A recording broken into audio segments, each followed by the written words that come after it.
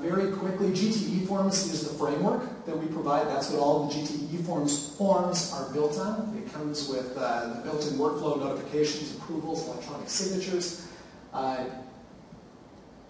Again, going back to my earlier comments about electronic forms, when people say, oh, you do electronic forms, I think that that's kind of a misnomer, because I don't think that really captures everything that these things can do. And you'll see a bit more of that as we show you the demonstrations, but truly custom self-service applications and allowing clients to do a lot more with PeopleSoft than they ever had before.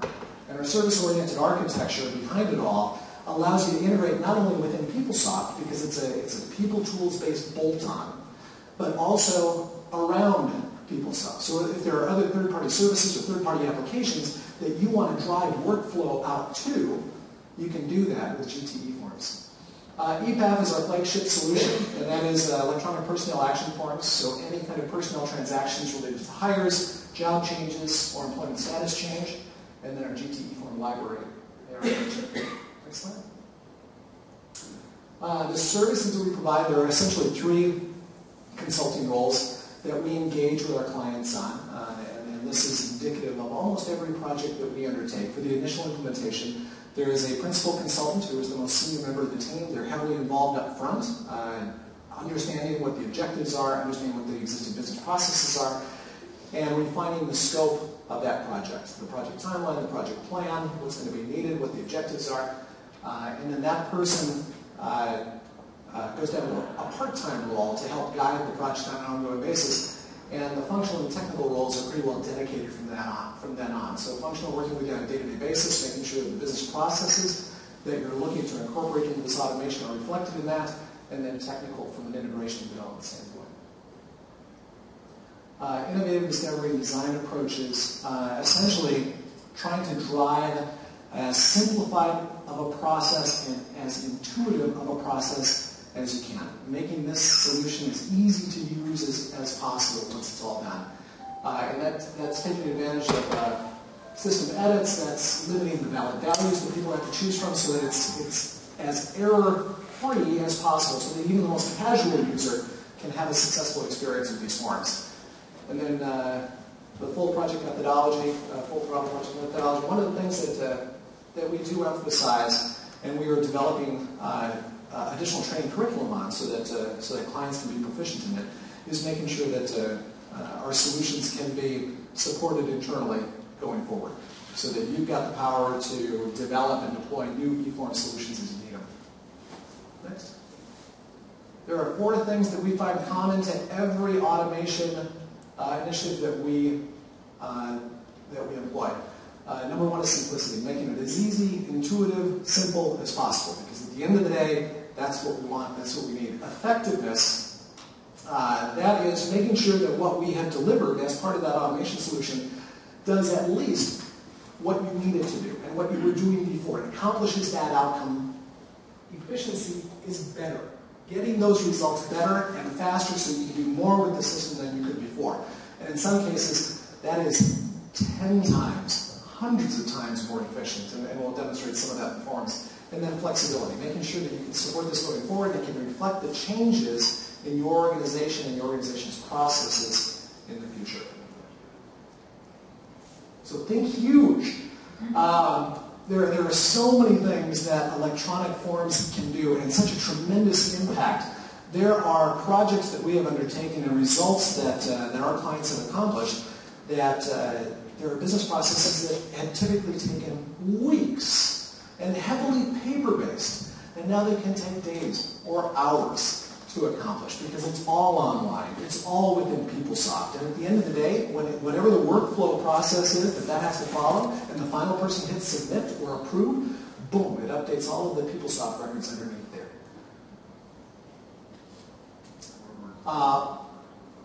This is our concept of one-to-many. So a lot of people, I think a lot of people, think of electronic forms as a one-to-one relationship. I'm looking to accomplish one thing for one purpose. I'm looking to hire one employee. I'm going to use this to do that. I'm looking to execute one financial transaction, and I'm going to use this eForm to do that. But what we'd like to have people thinking about is how many more transactions one eForm can launch. 3, 5, 16,000. I mean, the sky is the limit in terms of what this can accommodate. So we'd like you to be thinking of that. Huge. Extraordinarily large. And not big on the bulk piece, but the quantity or extent. And unbounded, limitless capabilities. So the kinds of things that we're going to be talking about are truly extraordinary. These are some things that each one of the processes that we're going to profile has 2 or more of these characteristics. Automatically triggering hundreds or thousands of updates or transactions. Some of them are uniquely complex business processes, and many of them were traditionally paper-based. So taking all of that paper out of the equation, both from a printing cost standpoint, a storage cost standpoint, a shuffling standpoint, all of those costs are erased. Multi-layered workflow elements, and those can be particularly complex, so conditional routing, conditional approvals, and at the end of the day, making sure that it is simple and intuitive with the business buy-in. This was an analogy that Paul thought of a couple months ago.